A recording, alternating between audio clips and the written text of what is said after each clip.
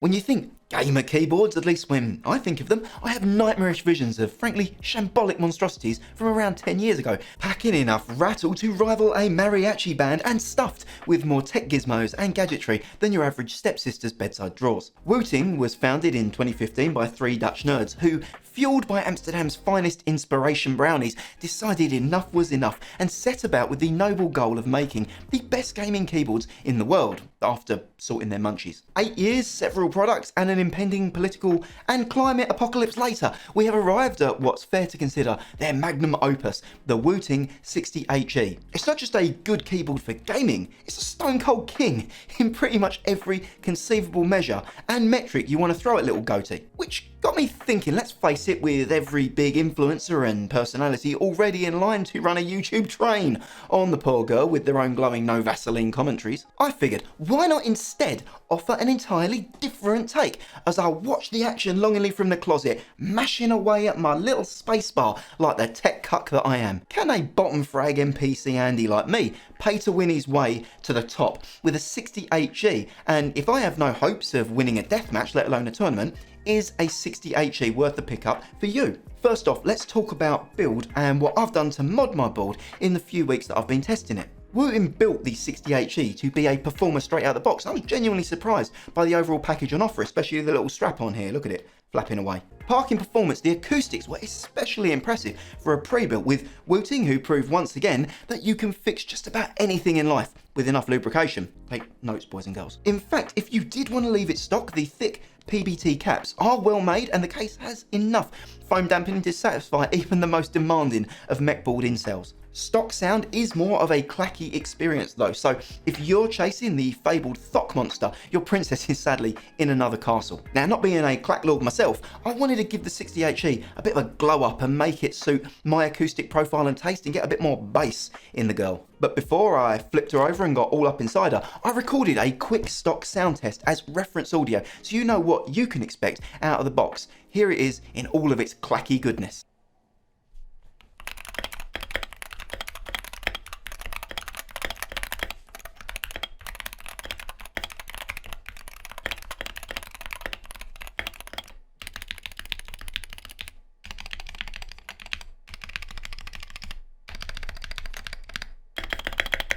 Like I said, not bad, but it wasn't giving me the warm fuzzies in my tummy either, so I got out the toolkit and went to work. The great thing about this 60HE and Wooting in general really is that they actively support and encourage users to mod the board to make it their own. They've even started selling and offering some alternate full sets and novelty sets of keycaps that are fantastic quality, with the white here on display, which they kindly also sent over for me to show. Now, my 60HE, which I've been edging you with for the past few minutes but haven't actually stripped down in its full glory, has been through enough levels of cosmetic procedure to put the collective Kardashian brood to shame. Mods include new door clip-in stabilizers with tape and holy mod, yeah, I had to Google that too.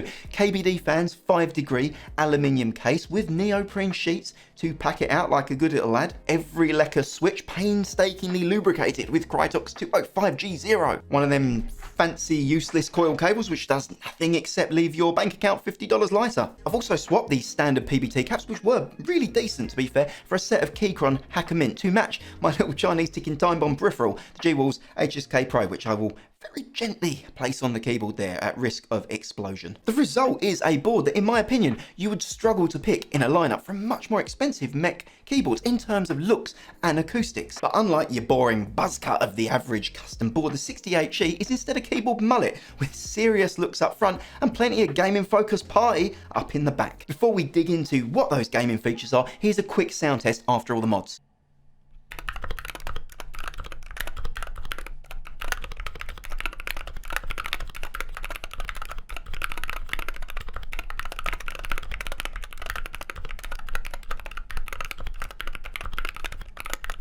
Delightful. Type-in sound and feel is okay, I guess, but you probably bought this board to frag out and have far better things to do with your Friday nights than this old boomer who spends them tuning and lubing their stabs.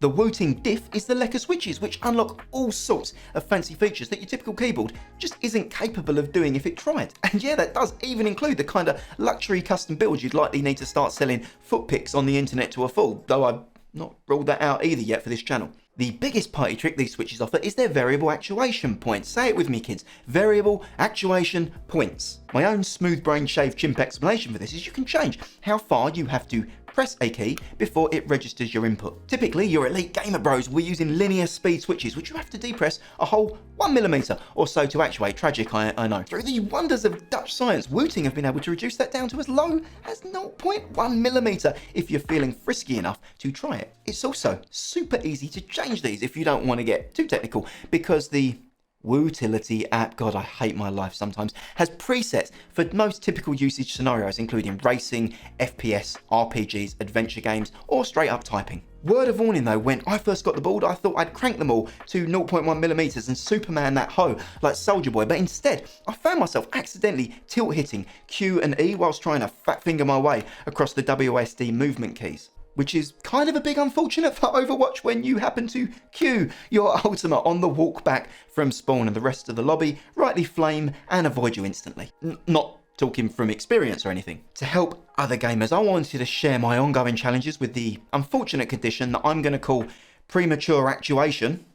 I found that I only needed my movement keys on a hair trigger and was more than happy enough to leave the majority of the others on a peasant 1mm. On the topic of 0.1mm movement, it's shocking just how much of an impact it has in terms of instantaneous response. The moment your finger moves anywhere near contacting the key, it's firing off whether you want it to or not, and had a devastating impact on my already tragic typing accuracy. For your general low-skilled dad gamer like me, utilising the full 0.1mm response time, whilst advantageous on a page, is probably going to end up with you misclicking and dying more times than it will help you movement diff the kid who just dumpstered and teabagged you using an off-brand Xbox controller. Another feature on the 60HE is something they call rapid fire mode, which, being a 90s Genesis kid, I was hoping would be a controller switch to finally let me win at track and field games. But on our Wooting, this feature means as soon as you release a key, it's ready to go again, whether it's returned to its neutral position or not. This should help speed up response time if you need to rapidly change direction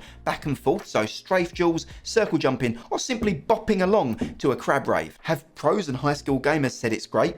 Yeah, they have. Is it unique to Wooting? Totally. Did I notice it? Not in the slightest, and whilst I'm sure it's desperately trying to hard carry my sloppy ass movement in game, I didn't feel any significant advantage with this feature on, or indeed off. There's also tachyon mode, which effectively injects your keyboard with digital ketamine and reduces the latency at the cost of RGB effects, which again, I turned on because why not? After all, more speed makes keyboard gooder, I guess. Lastly, the magical leckers allow for an analog mode with pressure sensitive input if you want to spend near $200 on a keyboard to play Forza Motorsport on like an absolute chad. Honestly, there's so much more detail you could go into on how all this tech wizardry works, but it's easier to just summarize and say whatever competitive spec advantage you are looking for, the 60HE probably has it, and then some. I'd argue to the point of redundancy for most NPC skilled gamers out there. The closest comparison board has specs in the same ballpark, but not quite there, and that is the Steelseries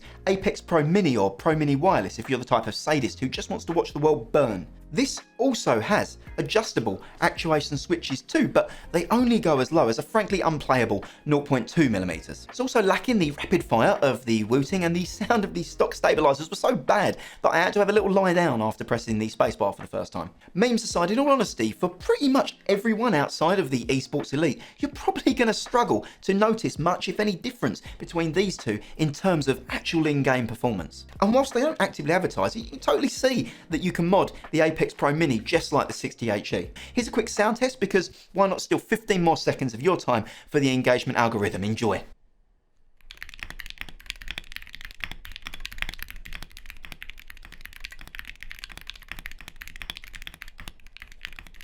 So whilst I was able to get the Apex into a decent state, if you're intending to just buy a board and not engaging in hours of degenerate modding and lubrication, the Wooting was a much stronger offering to just pick up and use out the box. To start to wrap things up, let's be clear, I did not notice any real tangible improvements in my gameplay using the 60HE in comparison to any other premium gaming keyboard using your average 1mm actuation linear switches. Now, whilst a man like me should probably take every 0.9mm advantage you can get, the actuation benefits of the Lecker weren't material game changers in usage that I'd really hoped that they would be. And the other heralded features like rapid fire mode and analog just didn't get used or didn't get noticed as much as I thought they would either. With all that being said then, it is especially shocking that I'm apparently going to ask Wooting to put on their sharpest heels and just step all over me, because the 60HE is going to continue to be my main on the desk after this video. Why is that, you ask? Well, because whilst I didn't see an immediate noticeable improvement in performance in game,